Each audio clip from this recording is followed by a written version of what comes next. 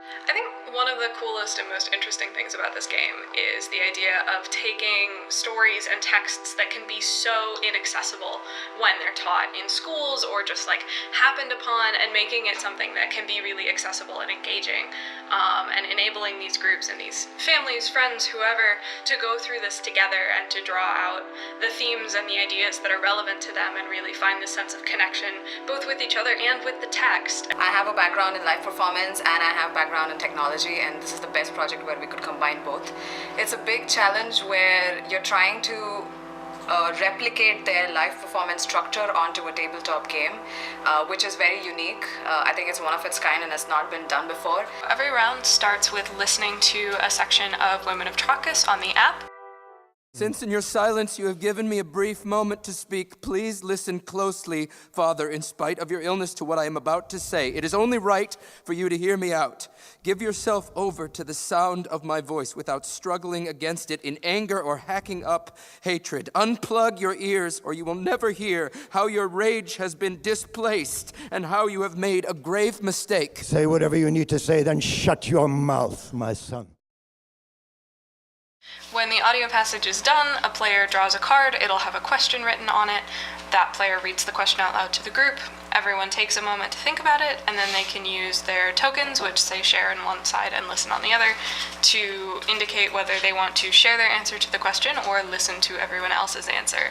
At that point, there's a structured conversation around the question and the audio clip, or that players just heard. Players also have a pile of crystals, and when another player says something that resonates with them, they can add a star to the sky by placing a crystal on the board. Players also have 2 stones. Those are for if they feel like a question, if they feel like they didn't get into a question as much as they wanted to, they have more to say, or something else came up, they can mark the question card and then come back to that question at the end of the game and discuss it freely without the timers. At the beginning of this semester, I didn't expect our project will become a tabletop game, because I personally haven't played a lot of tabletop games, but I think it's okay, it's a new challenge for me and I can do this. And I truly learned so much about art, because I'm an artist, and also about creative process. I learned that whatever the product we're working on, the creative process is basically very much the same, and it takes me a lot of efforts and energy to brainstorm and iterate, and I'm really happy that the project turned out well. Me personally, I am the type of person that probably reveals aspects about myself actually too much, and sometimes I get in trouble as a result of it. But even in spite of that, I still often feel alone.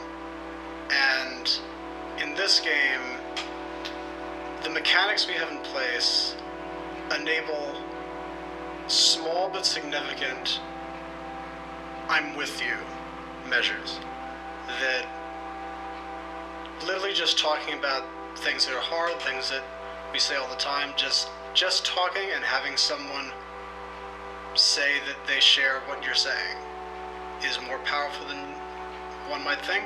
The reason I think this game is important is it facilitates conversations that really should be happening. I wasn't raised with this kind of openness, and I wasn't raised with this kind of thought that it's important. The major concept that no one is alone through time is huge. It's come up a couple times in development, and something that really resonates with me is that the one thing in common with every trauma survivor is that they think they're the only one who has ever felt it. And to show that you have these 3,000-year-old problems that have always been problems and have always been hard and have never had answers. But that doesn't mean you shouldn't talk about them. That doesn't mean you shouldn't be familiar with them. It just means that they've always been hard, and there are other people who can understand what you're going through. And I think being able to get that feeling out, even if it doesn't change minds, will absolutely change hearts.